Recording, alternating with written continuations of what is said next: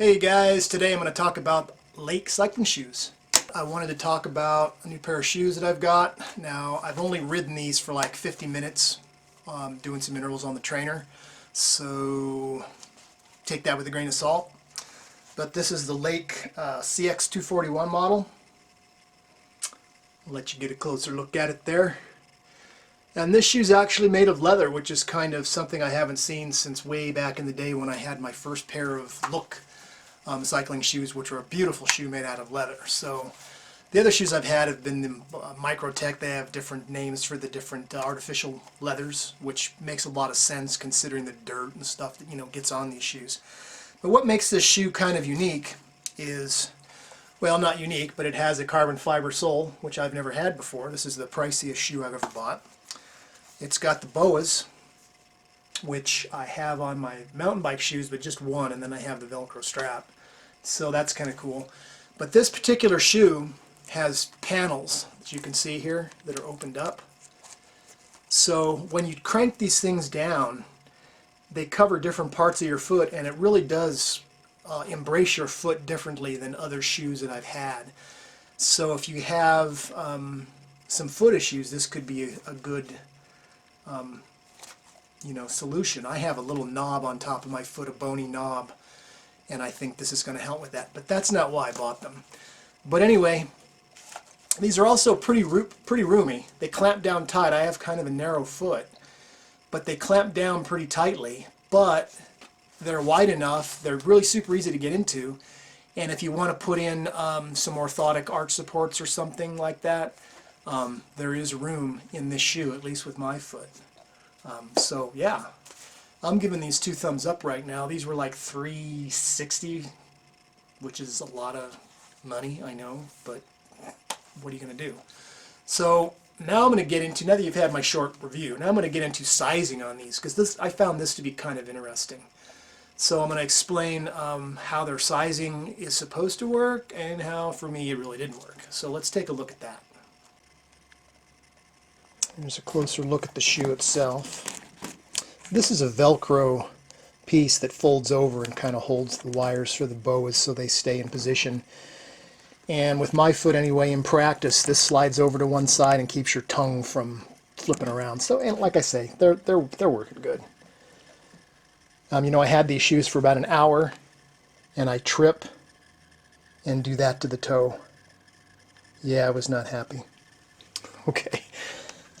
Sizing. Okay, what you're supposed to do on their website is put your sock on, stand on a piece of paper, which I've done, outline your foot, which I've done. Okay, here you can see my sizes. Okay, this one is using the sock trace method, and this one is using the door method where you put your foot up against something flat. So I used a door since it didn't have any molding, and I used a tissue box against my toe with a 15-pound weight, and I came out 3 mils shorter measuring there. So as per their website, you're supposed to add 5, so this gives you somewhere where my foot is, give or take 3 mil. So these are the sizes. Now I tried all of these, and I ended up with the 47. So basically I could have just bought the same size shoe that I had in my cities, which was a 47. So yeah, their sizing really doesn't work, or it didn't for me.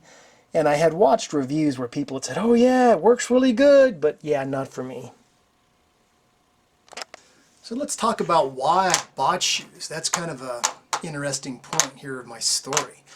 Is I had a bike fit, and basically I was having issues with the back of my left knee. And if you've ever reached down to touch your toes and you feel the tendons and stuff stretching down there, that's what it felt like. So after an hour and a half of riding, it would start to get sore. So I thought my saddle height was too high, which, as it turned out it was. But I had a bicycle fit, and what I discovered is I have size 12 feet, 47s, as we just talked about. And this is a really good or bad lever, depending on how you would look at it. So with your saddle axle right on your, where everybody says to put it right on the ball of your foot, as I would pedal under power, I would drop my heel like that as I'm going around. And that would increase my saddle height effectively but only under a lot of power. So on rides where I wasn't putting out too much, my heel would be up further and it wouldn't bother me as much. But if I was climbing or trying to generate a lot of power in a flat ride, I was having problems. So anyway, the shoe I was riding was this City shoe, and this is a great shoe. I've worn City shoes for decades. I just love them. They always, by a 47, they always fit. Typical 3-hole. But what I learned is the cleats on City shoes can't go back far enough, right? Oh, and while I'm at it, see that middle fitting? Does anybody know what that is? I have no clue. I'm always been curious. Anyway, so I thought, well, not a problem. I'll just, see what can be done. So I'm riding Speedplay pedals, and I go to Speedplay's website, and they have a plate that you can put on that'll move your cleats back. So I'm like, yeah, that's exactly what I want. But you guessed it, Speedplay doesn't make it anymore. It's not available. I checked all online sources I could find, and the ones, nobody had it. And I don't know if you know this, but Speedplay was bought out by Wahoo, and I think that's why their supply chain is all jacked up. So hopefully the pedals don't go away, because I have Speedplay pedals on like seven of my bikes, so I'm not real thrilled with that. So I needed a new pair of shoes. So I thought I'd experiment with the new cleat position. So I had this Giro Soto shoe that I had bought on sale and had been riding in the winter. Hadn't used it for a couple of years because it was a little bit big on my foot, and I thought, But I put some insoles in it with arch supports, and that helped it out. And on this shoe, the cleat is back plenty far, so that's keeping me from ankling so much because I don't have that huge lever anymore.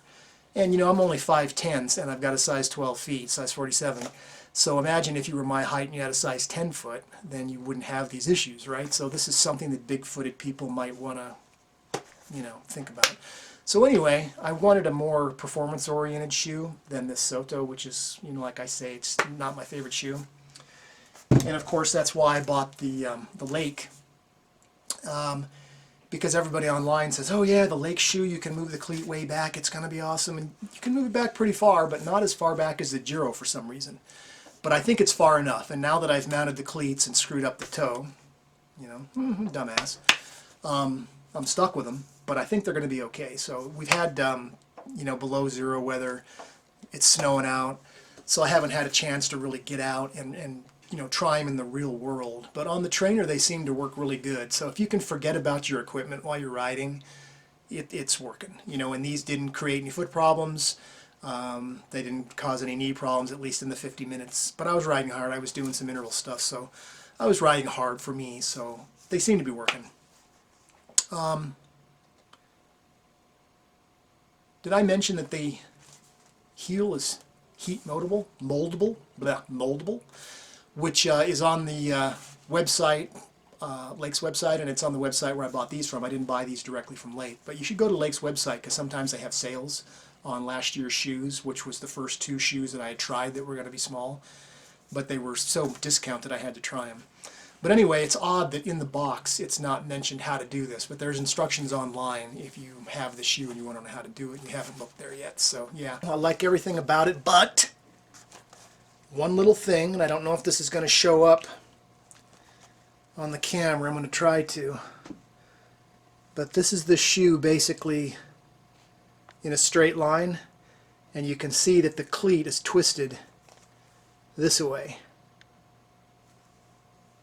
And what that's doing is Speedplay cleats move straight up and down along the, where the screw holes are. They move straight up and down, and they move straight back and forth.